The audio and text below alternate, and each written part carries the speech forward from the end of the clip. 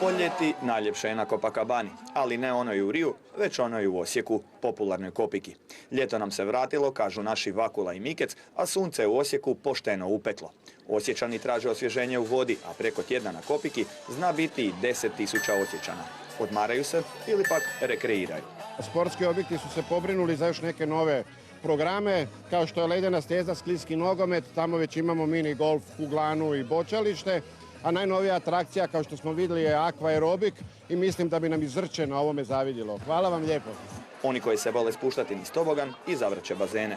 Bolje je na bazenu, uspijemo se osvježiti, super je, ima jako puno ljudi, svi su dobre volje, prekrasna nedjelja, uživamo.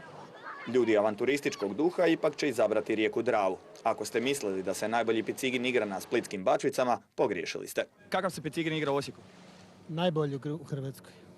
Ovo Bačvice, Split? Dobar je, drugačiji, ali meni je naš, više mi se sviđa. Neki će ipak izabrati pivo prije sporta i ispod sunčanih naočala gledati vruće bikinije, jer na Kopiki ima se što i vidjeti. Temperatura raste, valja se rashladiti. Bez obzira što na HRT-u radimo na ovim velikim vrućinama, nema razloga da se ne osvježimo, jer za pravoga Slavonca Drava je bolja od bilo kakvoga mora. Tiho, preuzmi.